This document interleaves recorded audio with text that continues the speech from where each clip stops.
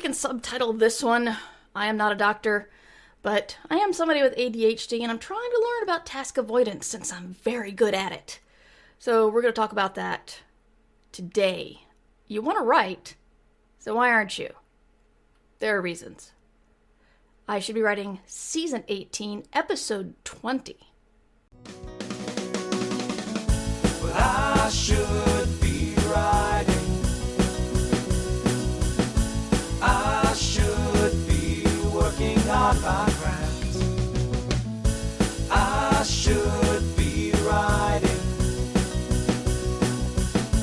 I should be submitting my next draft. But I'm sitting home watching Doctor Who. Hi there, welcome to I Should Be Writing. This is a podcast for wannabe fiction writers, by a wannabe fiction writer, until I sold a couple of books, and then my audience told me I couldn't be a wannabe fiction writer anymore, even though I still felt pretty much like a beginner. So, that feeling may last. Don't worry about it if it does. I'm your host, Mer Lafferty. I bring you this show twice a week on Twitch, live 3 p.m. Eastern Time.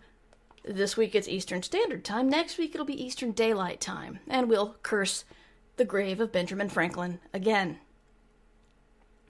And then after we're done with the stream, my producer edits it and we put it up on the podcast feed. It's the longest running writing podcast in existence that I know of.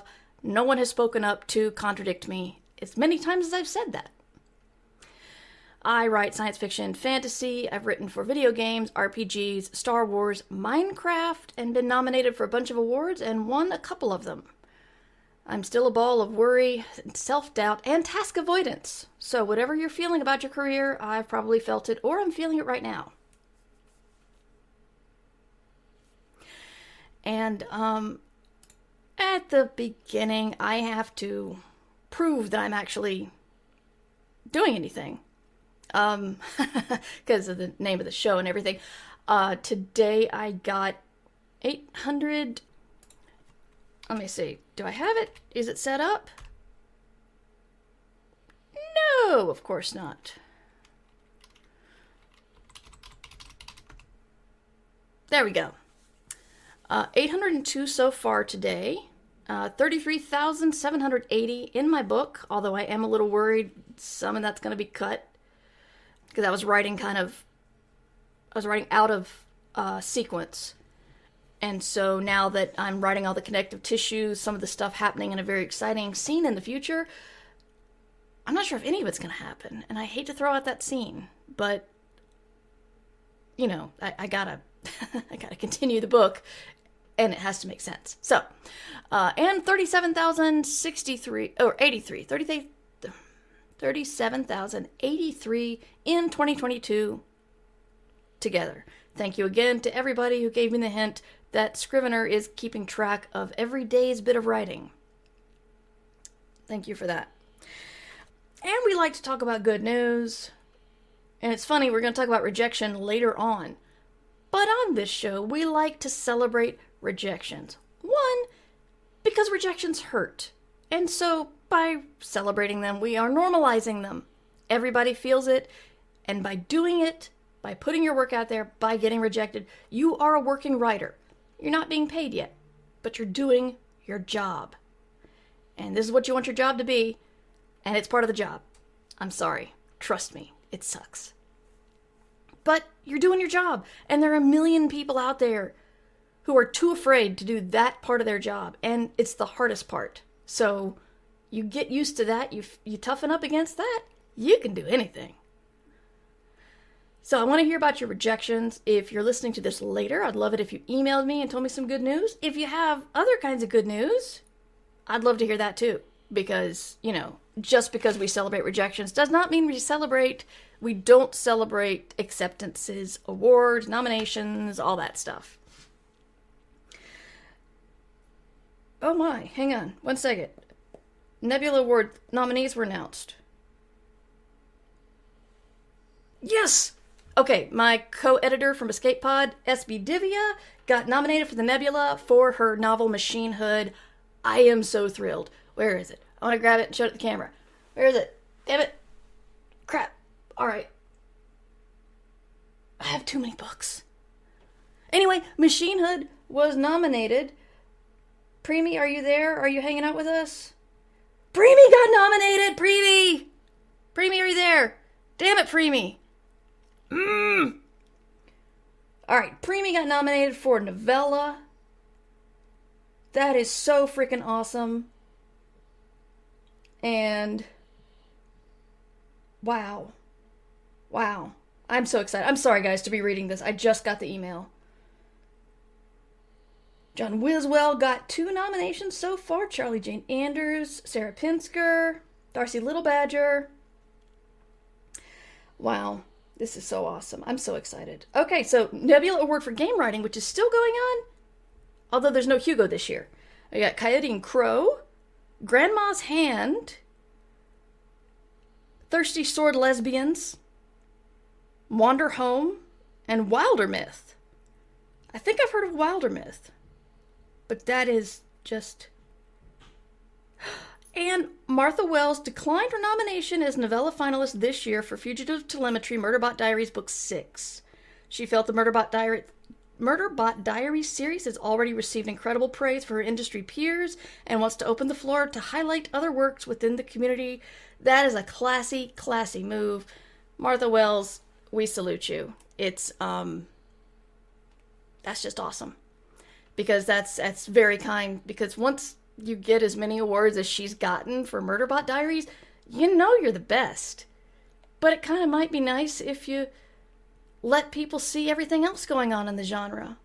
Because you know, when you put out a book, they're not going to go, who's this newcomer, Martha Wells, in this Murderbot book? No. They're going to know. And your awards are going to be all over the cover. So, step back. Well done, Martha. You're amazing. And your books are amazing. If you guys have not read the Murderbot Diaries and you like science fiction with a bit of humor and a bit of awkwardness, you really need to read it. It's phenomenal. It deserves all the awards it's gotten. I'm sorry. I'm so excited. I love seeing my friends get nominated. And if Preemie doesn't get here, damn it, I'm going to have to call her or something. Becky Chambers, who I'm not friends with, but I'm probably too much of a fan to be a friend of.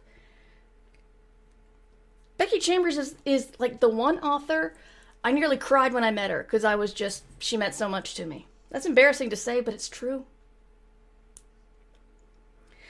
C.L. Clarke, also connection through Escape Artists, also nominated for Best Novel. A Master of Gin by P. Jelly Clarke.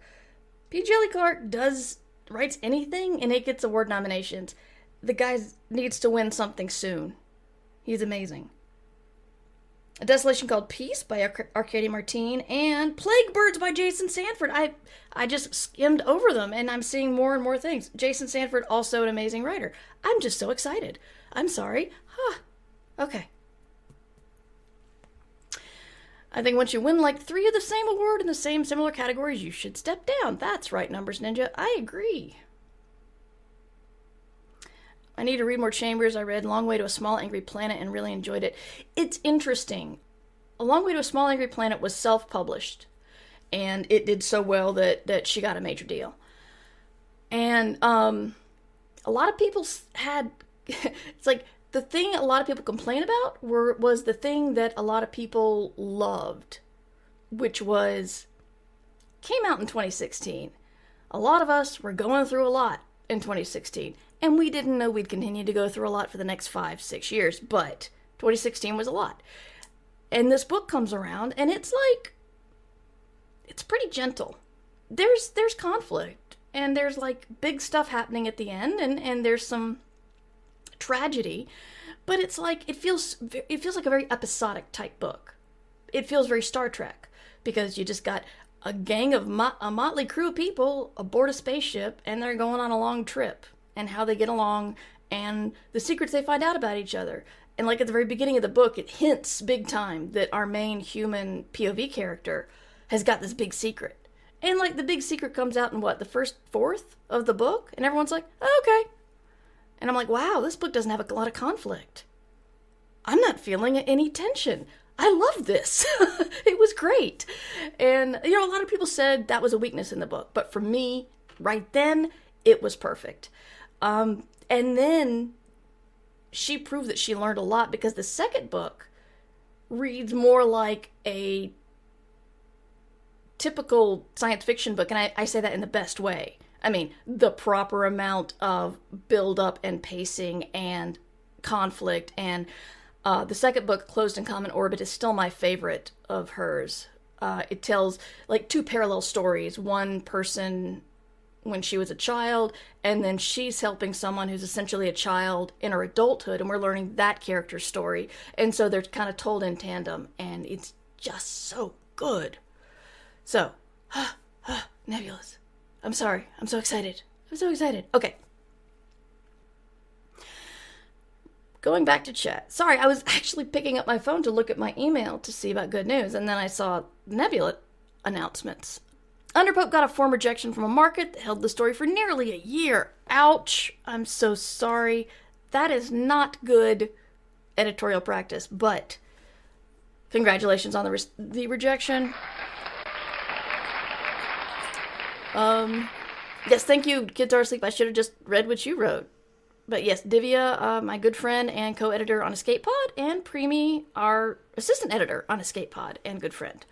Both nominated. I'm so excited. Gwenega got 2 rejections this week, both for reprints. That doesn't sting too much, but it's still rejections. You still get to be on Team Rejection. Well done, and yay button. I'm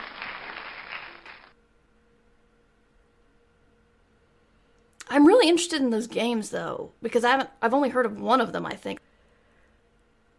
Shards has good news. Shards, we are here for your good news. Sorry, we were in the middle of Nebula screaming, but please tell me your good news. Wilder Myth is super fun. Thirsty Sword Lesbians are totally deserves the nom. It's so fun. I finished the second try on my first ever outline. I'm way happier with it. Well done, Shards. That's awesome. That's not a rejection. Damn it. Sorry, I'm gonna fix that. That didn't happen. Sorry. I got all excited about the whole dinging and forgot that that's... Yeah, we'll fix that. Alright, I'm setting it back to 80, and now moving it to 81. There we go. Anyway, very cool. Congratulations. I really am going to check for good news now, even though I'm sorry, I'm just so happy. Yay! I'm just so excited. I should have looked at that before I came on. Anyway, I think that's it. I apologize if I forgot anybody's good news, but very happy for all the Nebula nominees, the ones I know, the ones I don't know. It's a big honor. So I'm really sad that they're not in person this year, because, yeah, it would have been really good to go to the Nebulas and see Divya and make Preemi go. Anyway, so much amazingness. If you have something that you consider a little bit of good news, and in all of the Nebula squeeing you don't think it's worth it, please tell me, and we will squee for you. I'll give you a couple more seconds to do that, because I know there's lag, but still want to hear it. I'll check the Discord, see if anybody has... Actually, Discord, you guys haven't said whether I have your permission, so I guess I can't, in good faith, actually say the good news on that, but...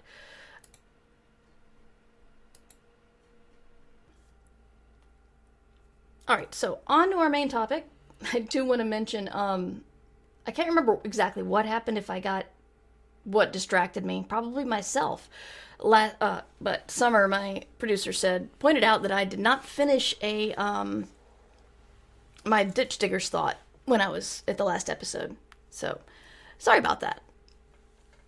Anyway, I'm very close to starting to schedule some stuff. I just need one more little bit of information from Matt. What we're bringing back Ditch Diggers is going to be, hopefully, 2 episodes of Matt and 2 episodes of guest hosts. And it should be fun. We're going to start the I Should Be Writing book club soon. We got a lot of stuff moving on. I'm excited.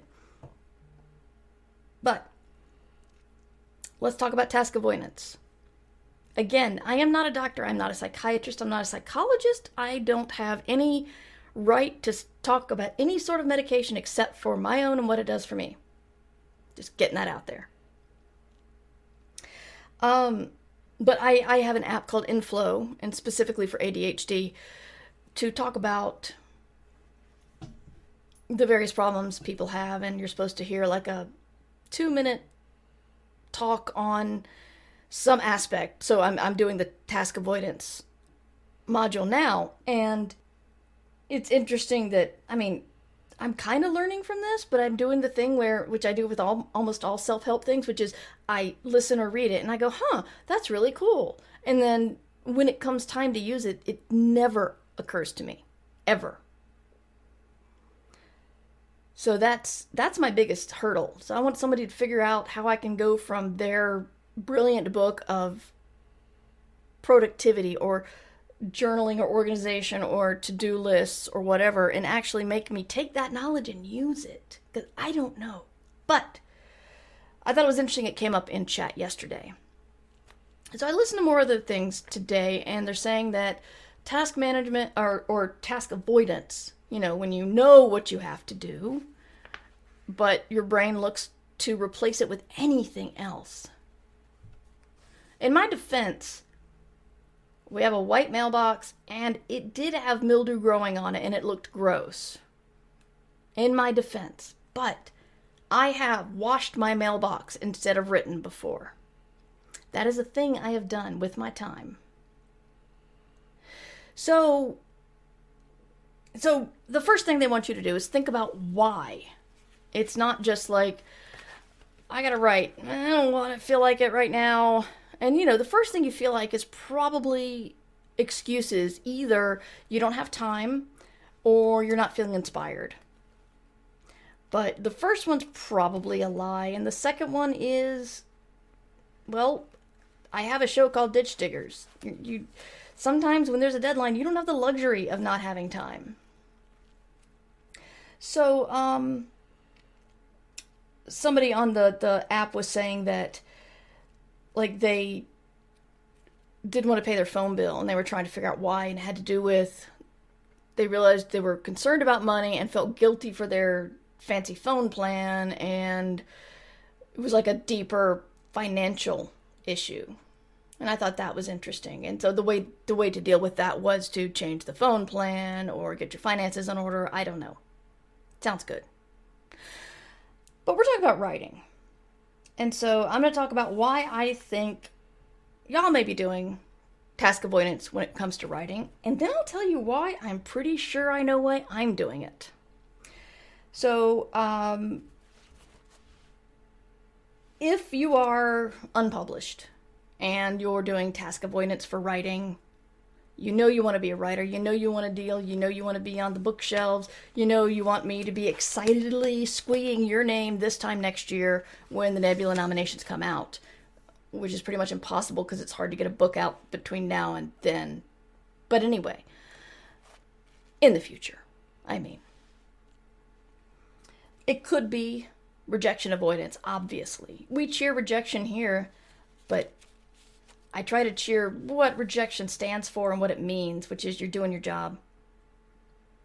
It just didn't land that time. But I never deny the fact that it hurts. I know it hurts, I know it sucks, and I know we don't want it. We do not want this rejection. We want to be the person that everyone else hates because, oh wow, I've never been rejected. I know like 1 or 2 people like that. I'm not sure about Scalzi. Does anybody know? Is Scalzi one of those jerks? Because I know he wrote Old Man's War on his blog. And then Tor found him. And then things have been like pretty much gold and diamond since. But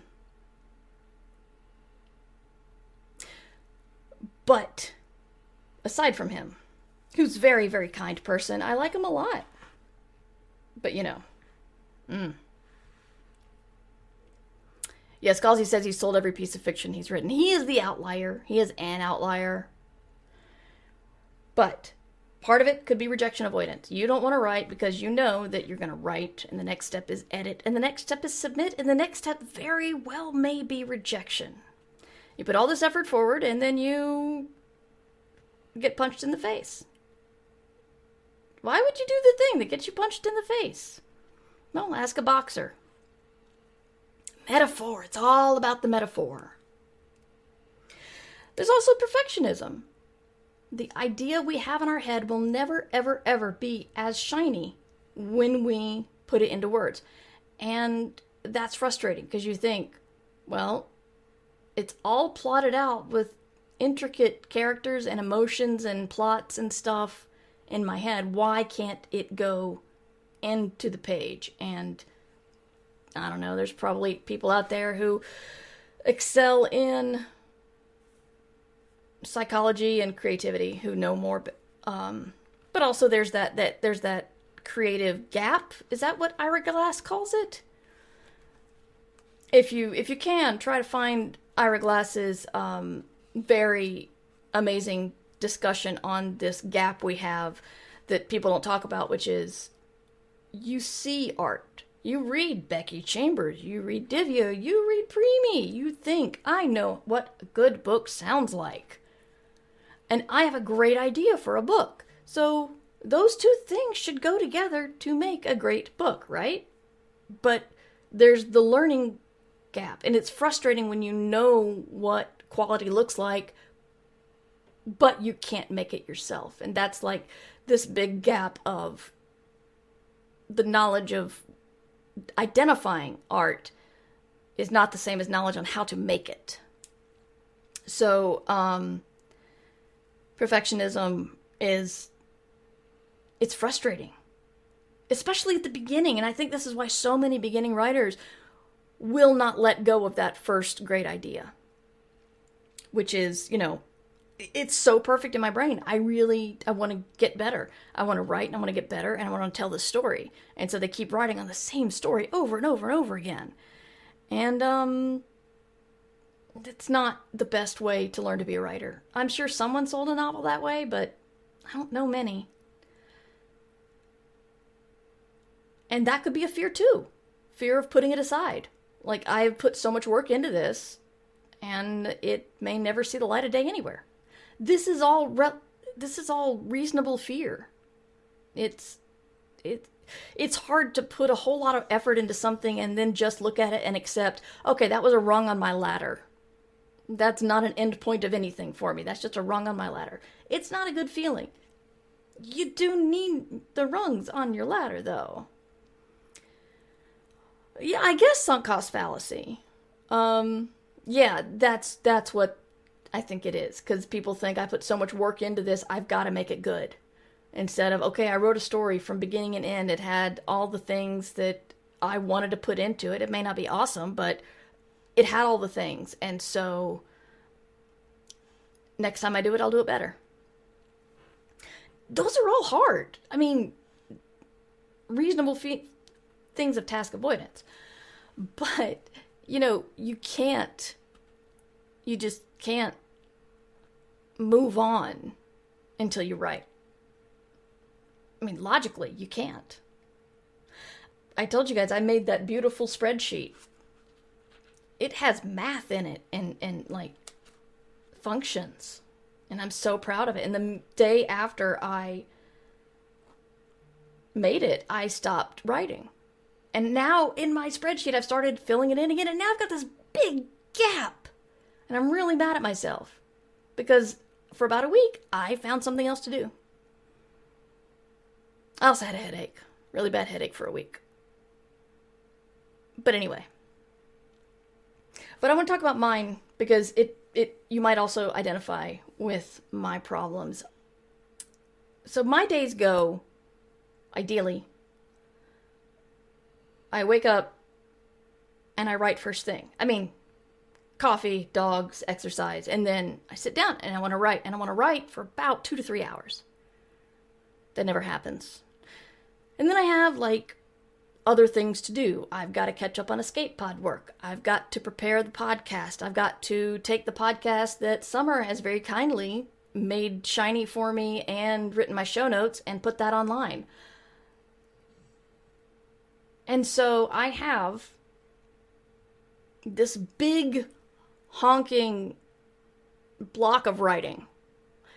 And on my to-do list, it's write. And usually I don't put it on the to-do list because it's pretty much just, it's what I'm supposed to be doing. I don't need to be reminded that I'm supposed to be writing first thing. So sometimes it doesn't even go on the list. And so I think my brain has started divorcing the most important thing I have to do in the day from my to-do list. And our little dopamine addicted brains love crossing things off. It gives you that feeling of accomplishment. And if I write for 3 hours, I can promise you I will be really, really accomplished. But nothing will change on my to-do list, and it'll look weird. And then if I take making some phone calls, answering some emails, blah, blah, blah, whatever's on the to-do list, and I cross 6 or 7 things, I'm going to feel super productive. I'm going to feel so accomplished. When, if I did that instead of writing, which I often do, that's not real accomplishment. So, what I'm trying to do is, and I think the spreadsheet is actually going to be helping that. I need to look at every day. Oh, yeah. Also, novels are huge. And short stories, they're rarely written in a day. They're huge. It's huge stuff. And call your lawyer or, mail your bills. That's not huge. That's pretty easy. You may have stress about it. You may need to prepare something for it. You may worry about money. But still, the act of doing it, not that hard. And when you're done, you're done. But even if I write for 3 hours, my book's not going to be done. I know that I have a long road ahead of me. And this is where small, tiny wins have to come in. I think my spreadsheet will help because I want to see the numbers change of how many words I have to do per day between now and May to get the thing finished. If I write a lot, then that number's going to go down. And I'll have that option of filling in the spreadsheet, writing down the numbers of today and feeling accomplished instead of, I just spent 3 hours and academically I know it was the most important stuff, but I look at my to-do list and it hasn't changed at all. So really you have to tell yourself that you have to keep reminding yourself what's important. And if writing down, like, instead of write on one line, you like draw or make an indication that you're going to be doing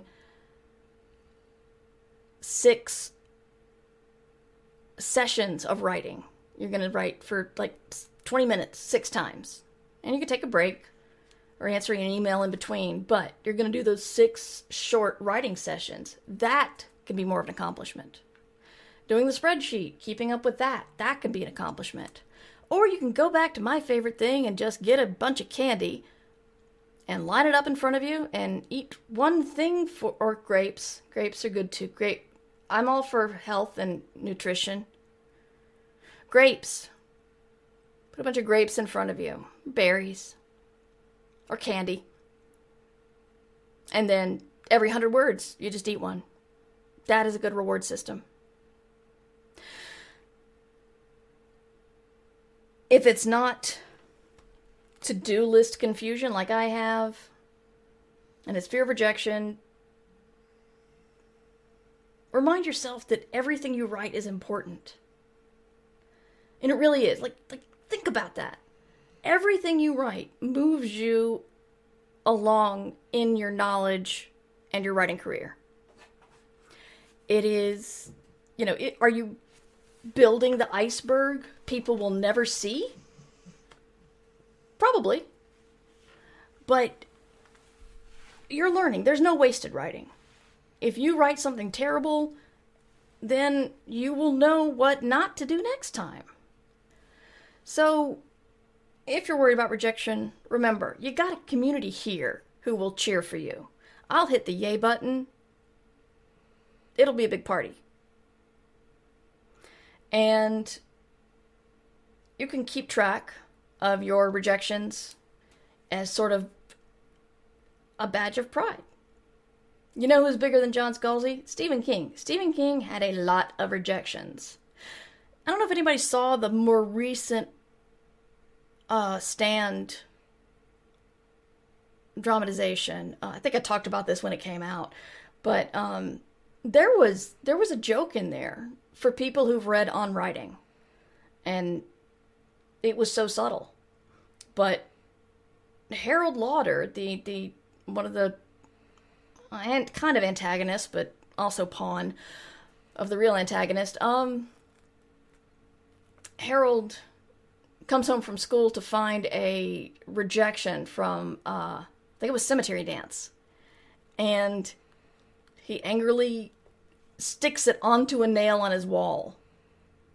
And I'm pretty sure Stephen King's been rejected by Cemetery Dance, and I know he kept his rejections on a nail on his wall. And I just thought that was a really neat callback. And I don't know how many people caught it, but I caught it, and it amused me. Stephen King, big nail, full of rejections. So, I've got tons of rejections. It was easier to track them back in the days when you still got paper rejections. I guess you can track them with query trackers now. And always remember that there's a person in your head who's a jerk. Really. It's unbelievable how terrible this person is. That they want to tell you that you're terrible, you're never going to get better, and that your editor... I mean, one of the reasons why I started this podcast so many years ago is the fact that when I got my first rejection, it's like at least I acknowledged that this was purely emotional reaction. Also, it was a terrible, terrible rejection letter. I mean, bad on their end. Very unprofessional. But I've talked about it before. I think it was Weird Tales, and it was like 8 pages of photocopied writing advice. I mean, it was tacky. And it's like, it didn't all apply to me. It's like, were they just printing this out for every single rejection? Was I really that bad? I don't know. But I was so down because of that rejection. I really did picture like a list of authors on this editor's wall of like, never buy from these terrible, terrible writers, and my name going on there after one rejection. The other reason I started it is because I had another friend who was also a wannabe writer, and I'm like, hey, we both want to write fantasy. Let's get together and do a writer's group. Let's get a couple other people. And she's like, yeah, no, people are going to steal from me. I'm like, what? She's like, yeah, last time I did a writer's group, someone stole from me, stole my ideas, or stole... I don't know what they stole. I don't know if they stole her ideas, which isn't really a thing. It's kind of rude, but it's not against the law, and not... Books have the same plots all the time.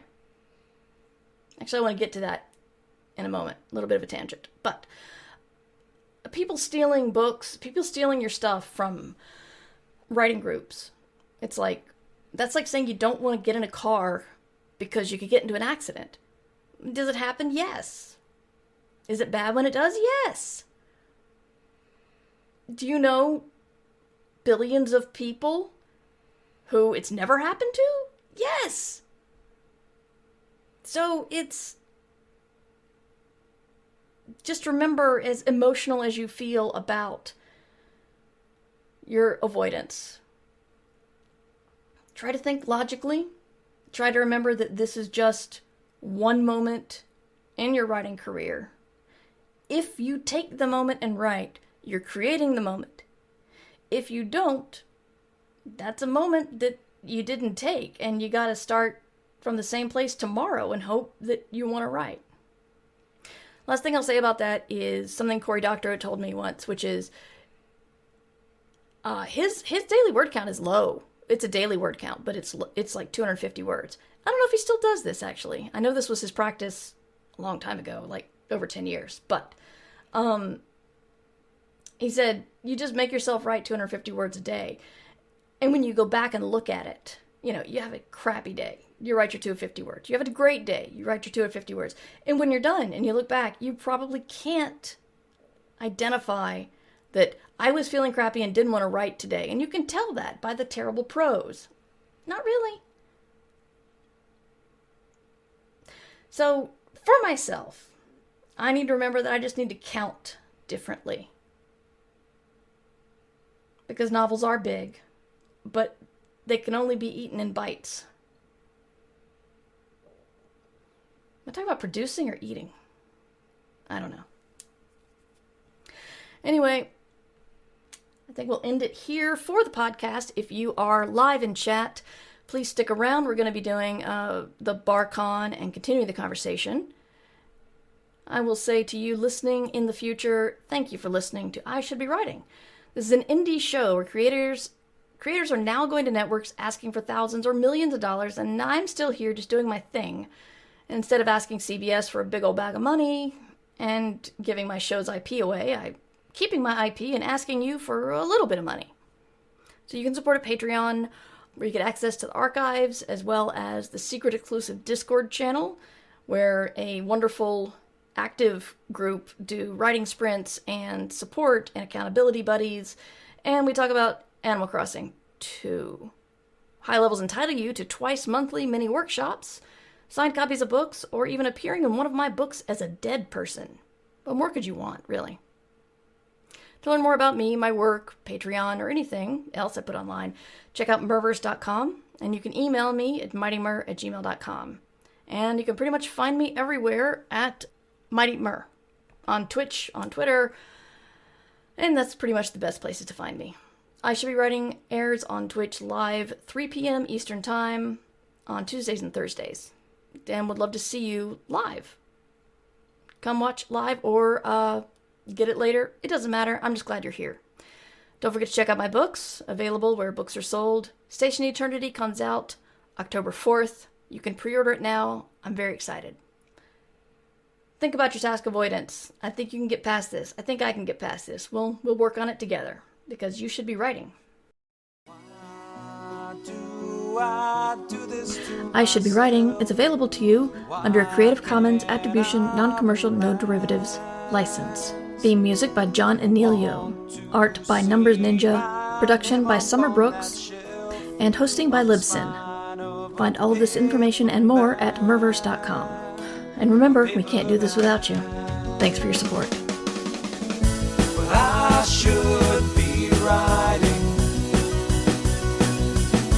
I should be working on my craft. I should be writing. I should be submitting my next draft. But I'm sitting home watching the Doctor Who. Yeah, I'm sitting home watching Doctor Who.